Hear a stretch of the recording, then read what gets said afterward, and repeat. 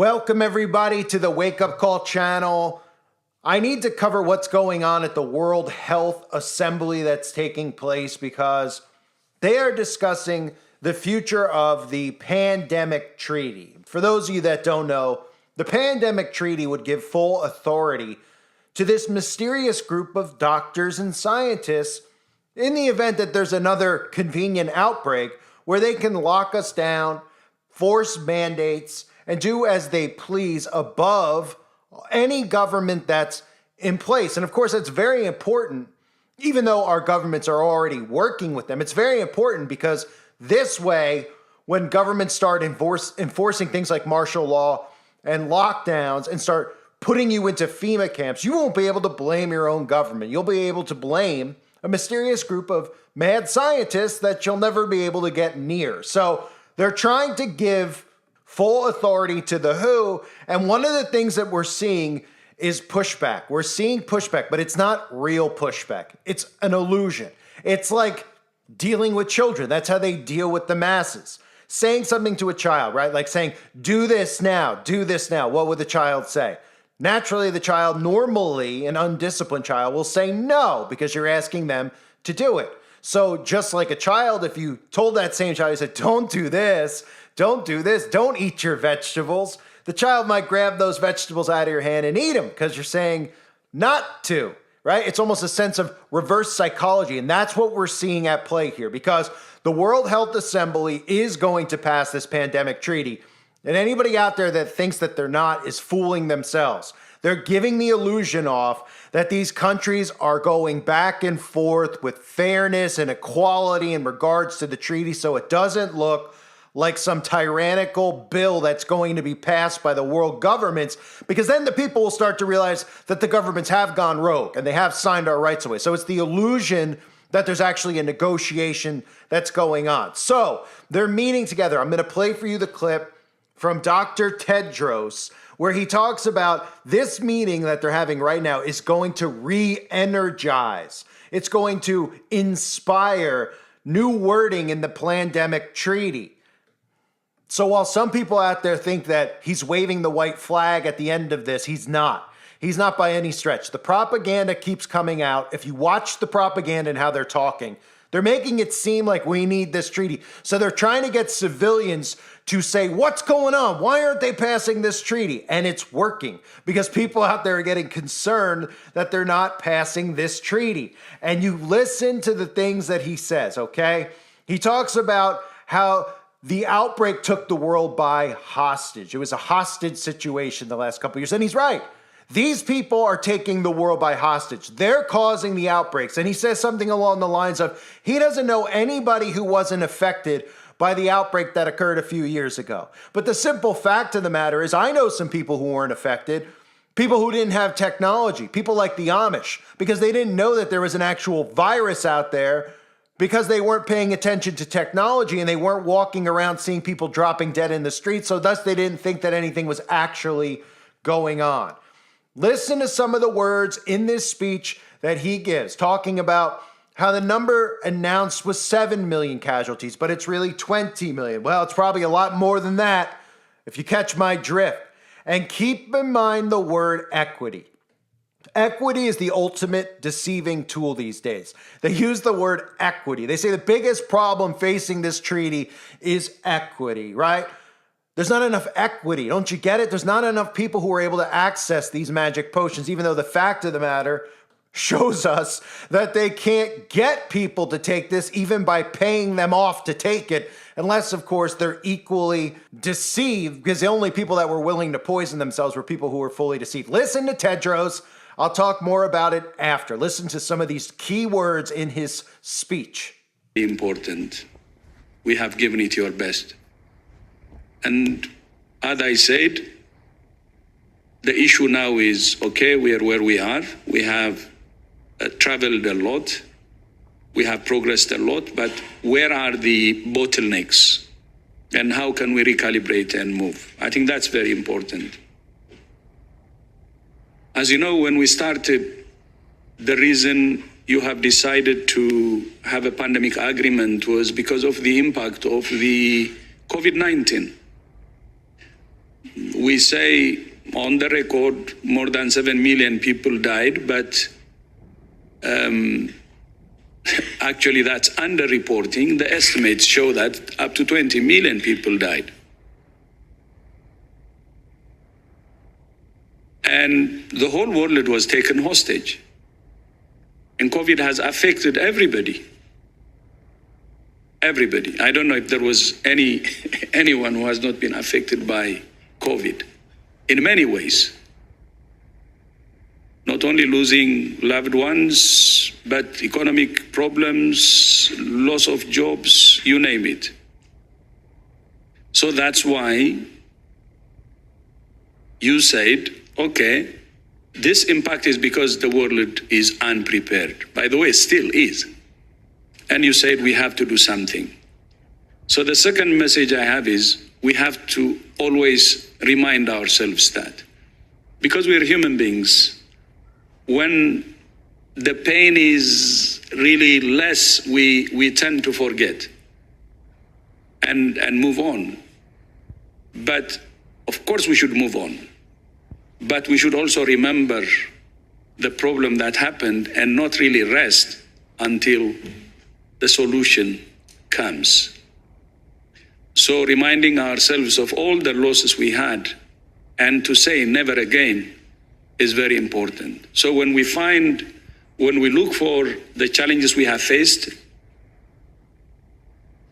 and finding a solutions, I think that reminder will help. Then I see the assembly actually as a platform to re-energize this process, to be honest. And let's use it as a platform to give us more energy, inspire us. So my wish is we will come out of the assembly re-energized, inspired.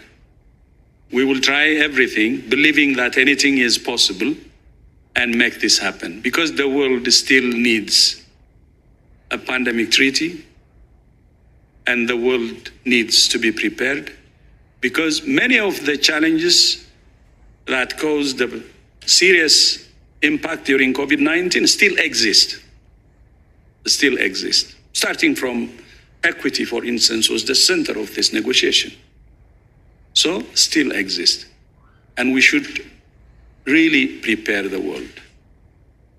So let's continue to try everything, and anything is possible. And as we always say, if there is a will, there is a way. So I'm still positive, to be honest, despite the outcome. That's what I am. That's what I believe. There could be hiccups. The issue is what do we learn from it and move. This is not a failure.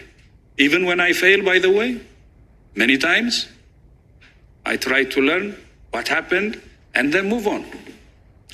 Failure doesn't stop us, should not stop us. But this is not failure. You have really done a lot. You have progressed a lot. I don't call it failure. So again, something else that he said that's very important is we tend to forget.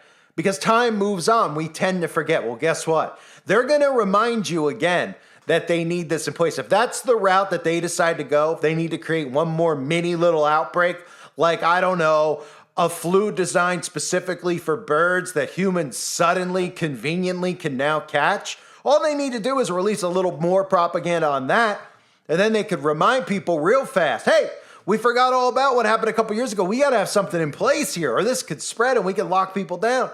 So we're going to pass this for the betterment of all of you. Keep being distracted with your technology and your toys. Keep being entertained by the next propaganda film that we release day in and day out. We'll take care of you. You can trust us, right?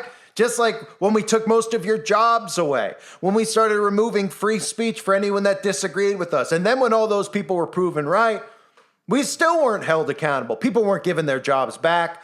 People weren't given money for finances lost because the government stripped them of their jobs by trying to force this in their bodies. Or even people like myself who lost a lot in regards to free speech on the internet. So Tedros is right about a few things, especially when he talks about holding the world hostage, because that's exactly what this group of psychopaths has been doing. They've been holding the world hostage. And that's pretty much the best way I've ever heard any of these people actually explain it. It was like a hostage situation that occurred. And while people were held hostage, they started saying, look, you can have your freedom back just like a hostage. We'll let you loose, right? What's the plot of the movies with a hostage negotiation? All these movies we've seen. What's always the negotiation? What do you want? And the guy says, well, I want $1 million in unmarked bills and I'll let 2 hostages out. Oh, okay. Well, the government did the same thing. All they wanted, though, was for you to poison yourself. They even said, look, we'll even give you free gift cards, free meals at McDonald's, free Denny's gift cards, free lap dances. I remember a YouTuber covering was one of the stories out there. That they were giving out lap dances to people. And they were dumb enough to go, well, I'll weigh the pros and cons. I'll take the free 5-second lap dance to Vanilla Ice's Ice Ice Baby. And then all of a sudden I won't have to worry about it. Oh, wait, I will have to worry about it for the rest of my life since I can't seem to detox it, right? So in the end of that speech, what you heard him talk about is how they're not going to give up. It wasn't a failure. They want people out there to think that they're not going through with this treaty, but they are going through with this treaty. In fact, if you listened closely, most people followed that speech were celebrating. And and look, I get it because I'm always the bearer of bad news, right? But these people have so much power. They're not going to give or wield any power back to the people just because some people out there see what they're doing. They use deceptive practices, right? Like convincing people they're trying to do everything they can for all of us. And people like us are all crazy conspiracy nuts, right? Listen to the key words that he used. He said re-energizing and inspiring each other, and that there's hope for the future. And all that he means is all we have to do is tell you of one more outbreak, no matter where it is in the world. And then we'll say, look, we have something in place now. All they do with these fake meetings, because again, the stuff that they talk about out in the open is never what's really being discussed. The stuff being discussed is behind closed doors. The same with the World Economic Forum. They give you a taste of the topics, right? But they don't, when you play some of the clips from the World Economic Forum, they're not talking about, we really want to poison all these people and we really want to get this chip inside their brain. They talk about, well, we're very interested in this science, this neurological technology, and the goal is to help people with Parkinson's. Everyone goes, oh, what great people, right? But if they heard the real wording of what they said behind closed doors, then they'd say, whoa, they're trying to do what to people's minds, right? They're not going to tell you exactly what their plan is out in the open because they'd be arrested if they did that. So they tell you that what they're trying to do is just have guidelines in place. And these guidelines, what people don't seem to understand, no matter what your affiliation is politically, these guidelines would give power to unelected people in the name of science. So what we're dealing with is Democrats who think that that means, well, these people know better than us. We need to be organized because these people are living in so much fear from this propaganda that whatever they tell them to do, they will do. They don't even need to see an actual virus. They will follow the protocols. They will follow the orders. And if you don't, then what you're doing is the equivalent of Michael Myers walking through your front door on Halloween night to them.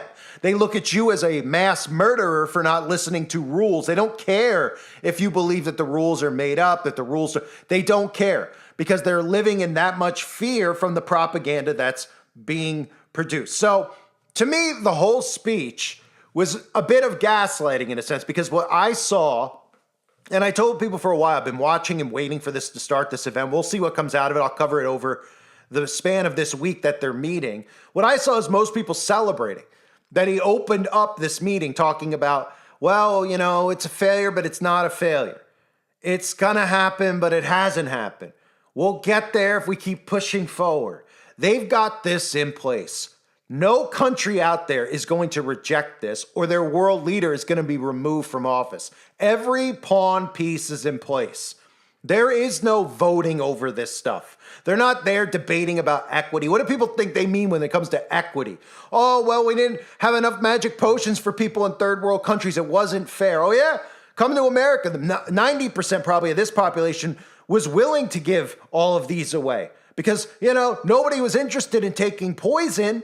Right? But they want to make it seem like, it's not fair. We got to put more equity in because they want our taxes to fund the death of many other people. They want us to pay for people's genocide. So I can't go into more detail than I already am on here without risking obviously getting a strike, because you're not allowed to talk about this stuff, right? But he goes 7 million people is the number announced, but it's more like 20 million. Yeah, I'd say it's like 5 to 10 times the amount from 20 million of people who actually may be very, very ill or perish from poisoning themselves, but they won't tell you that, right? And again, my favorite part of that whole speech is I don't know if there's anybody out there who wasn't affected by it. Every single person who lives free from technology didn't know then and probably still doesn't know now. And if they heard about it, well, that's only because they saw people walk around. They said, why is that guy wearing a diaper on his face? And they explained it, and they probably started laughing. And they said, oh, right, mind control. Pretty amazing, right? Mind control.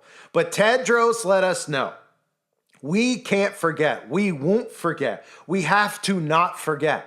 Because you see, if you forget, then they lose the power over your mind. So they'll remind you, like Tedros said, they'll remind you of what we just went through. In fact, they'll go out of their way to remind you by creating more and more and more and more and more events just like it. So that the next time they decide to come out and announce that it's in place, you won't be suspicious of it, because they'll say, well, there's all these diseases popping up. They couldn't be creating diseases. They couldn't be creating diseases in people's minds, right? And the solution, of course, for all the problems, all of these outbreaks, you know what the solution is? The solution is their treaty. Duh. You know, their treaty that could take people like us and just suddenly say, we're coming to your home and snatching you up. Why? Well, you didn't take the potion. You left your home for over an hour. We think that you might be dangerous. And everyone out there will go, take them out, bring them down to that camp, because they still won't believe. They still won't believe the things that we're saying, because they live in that much of a fairy tale reality. So the WHO is meeting, or not the WHO, the World Health Assembly is meeting, and they're trying to reinforce pandemic preparedness after the treaty stalled. But I'll promise you this, because I know people out there cover this. They'll be good. We've stopped the billionaires. And look, God is in total control. I'm not saying that he's not, but I'm saying when these people speak, watch how master manipulators work. That's what they are. They're manipulators. And when we look at these people out there who support them, you go, how do they support Bill Gates? How do they support Tedros?